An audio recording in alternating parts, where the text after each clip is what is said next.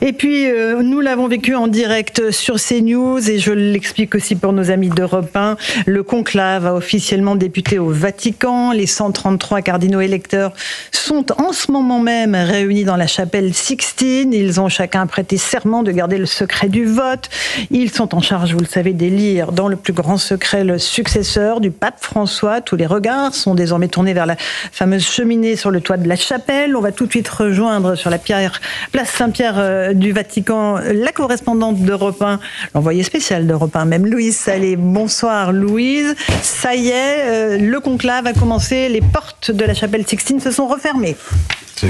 Oui, absolument. Et elles se sont refermées lorsque le maître de cérémonie, Diego Ravelli, a prononcé cette célèbre phrase en latin, extra omnes. Cela veut dire que tout le monde sorte et les cardinaux en fait ont été laissés seuls. Alors juste avant, il y a eu cette magnifique procession depuis la chapelle Pauline jusqu'à la chapelle Sixtine au son de la litanie des saints.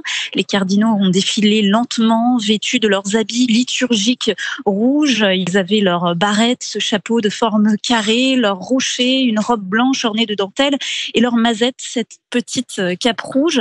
Il faut vraiment le rappeler, l'élection d'un pape, c'est d'abord une liturgie religieuse.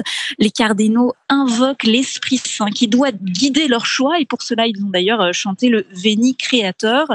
Ils ont ensuite, chacun leur tour, prêté serment en latin, la main sur l'Évangile pour promettre de respecter le secret du conclave.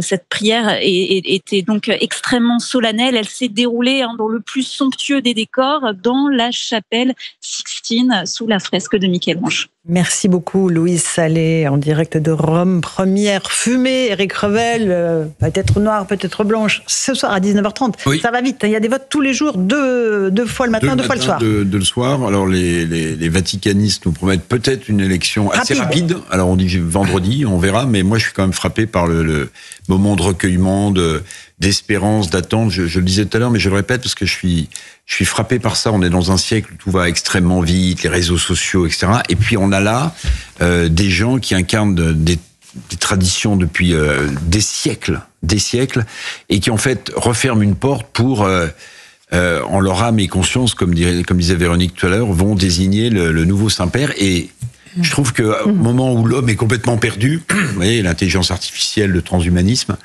ces moments-là, j'allais dire, sont des moments bénis, mais au sens premier du terme. Eugénie Bastier. Oui, c'est vrai qu'on voit que malgré tout ce qu'on dit sur la déchristianisation de l'Occident, l'Église est toujours là, elle fascine toujours, elle intrigue toujours.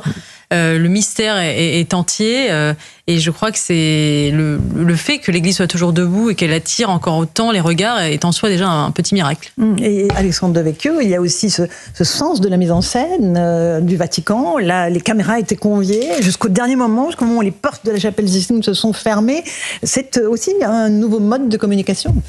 Il y a un mélange effectivement de faste et en même temps de mystère.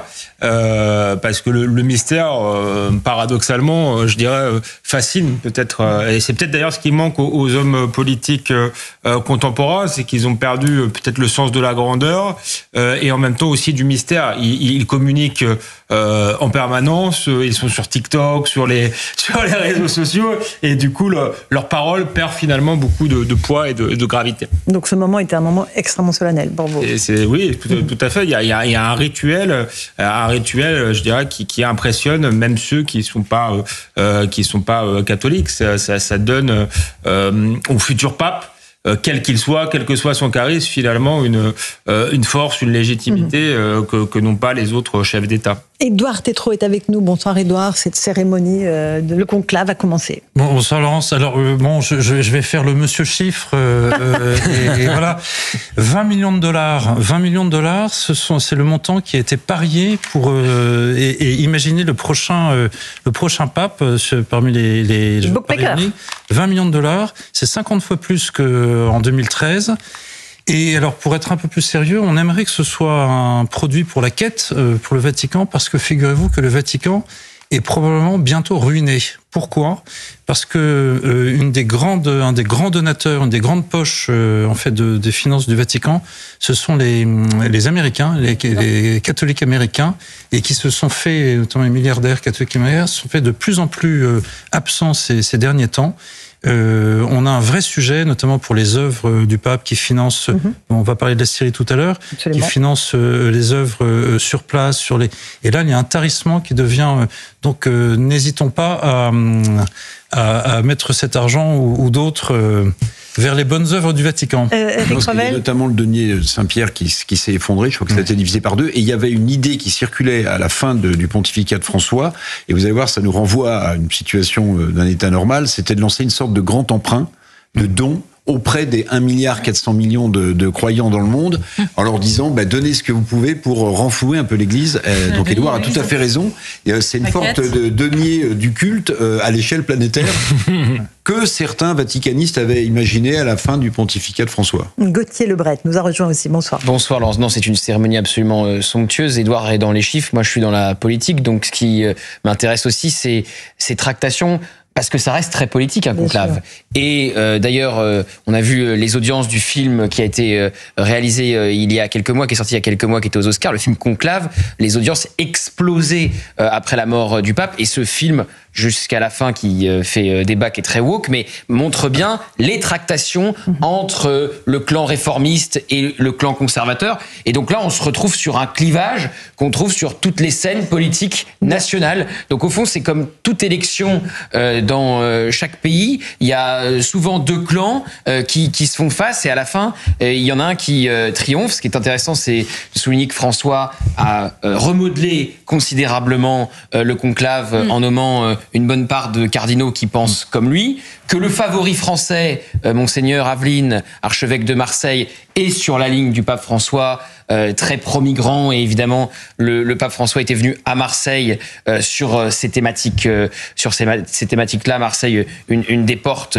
évidemment de France et vers la Méditerranée. Donc c'est très intéressant. Et puis il y a la politique française. La presse italienne qui a parlé extrêmement mal d'Emmanuel Macron, disant qu'il voulait être un cardinal de plus, en s'invitant au conclave et en voulant peser pour la nomination de Monseigneur Aveline, et notamment contre celle du cardinal Sarah, jugé trop conservateur par l'Élysée. Ce que l'Élysée a démenti. Reste qu'il y a eu un déjeuner avec les électeurs cardinaux français à ce conclave. Donc tout ça est très intéressant. C'est passionnant à suivre. On aimerait être une petite souris et entrer dans le conclave pour voir ce qui va s'y dire et s'y jouer. Et maintenant, on attend une fumée blanche. Mais oui, pour l'instant, Eugénie Bastier, la première fumée attendue, c'est aux alentours de 19h30, 19h40. Oui, vous avez raison. Au-delà des enjeux de clocher sur la nationalité du pape, l'enjeu fondamental, il est en effet une église qui irait davantage vers la révolution, la rupture, ou plus dans le conservatisme et dans la continuité, la transmission. Et ça, c'est d'ailleurs, ça montre d'ailleurs que le clivage quelque part entre conservateur et progressiste, il est universel. Exactement. Et il correspond à une posture. Une postulation de l'âme humaine universelle, et je pense que là effectivement il se joue quelque chose, parce qu'on ça va déterminer l'avenir de l'Église en réalité, parce que la rupture du pape François, si elle se prolonge, si elle se continue, elle changera profondément l'Église de façon irréversible. Alors que si on a un retour de balancier vers quelque chose de plus équilibré, de plus conservateur, mais pas forcément conservateur, mais en tout cas plus équilibré, ça changera la donne. Et effectivement, là, tout l'enjeu est là. Alexandre Devecchio et Édouard Tétrault. Le pape François, je dirais que sa rupture, elle était plus géographique, peut-être encore que politique, qu'entre conservateurs et progressistes. C'est-à-dire que c'était une église davantage tournée vers le monde, avec ce calcul politique qui avait été fait, que l'avenir de l'Église, que la majorité des croyants ne se trouvait plus en Europe. Donc, est-ce que le centre de gravité de l'Église va revenir en Europe, ou est-ce qu'on aura de nouveau un pape qui n'est pas européen? Ce sera aussi une indication très intéressante. Édouard Tétrault. Il est à noter que pour cette élection, personne n'a été rendu inéligible par les juges au Vatican. Voilà. Très haute autorité pour la punchline. Public. Voilà. En même temps, la vie pontificale. Et d'ailleurs, j'ai un doute. Il me semble que le pape François, avant de décéder, a rendu inéligible un cardinal. Il me semble, je ne veux pas dire de bêtises, mais pour... Réviser un peu, Gauthier, avant d'avancer des pistes. Justement, oui, parce que c'est pour ça que je dis il me semble, parce que il me semble qu'il a rendu inéligible un cardinal sur des affaires qu'on connaît et qu'on déplore au sein de l'Église. En tout cas, voilà. C'est pas du suffrage universel, c'est un collège électoral. Un homme, une voix. Un collège électoral particulier, et d'ailleurs... ça s'appelle le suffrage universel, un homme, une voix. Non, c'est comme... C'est des grands électeurs, effectivement. Et justement, les grands électeurs, électeurs ont été un peu modifiés par le pape François. Donc, allez, on verra si ça remodèle ou pas le scrutin. En tout cas, on a vécu en direct sur nos antennes le début de ce conclave. Rendez-vous pour la prochaine fumée, la première fumée, aux alentours de 19h30, 19h40. On fait une petite pause, on va s'intéresser à ce qui s'est passé à l'Élysée. Le président Emmanuel Macron qui a reçu le président de transition syrien, Ahmed al-Shara, un ancien djihadiste. À tout de suite.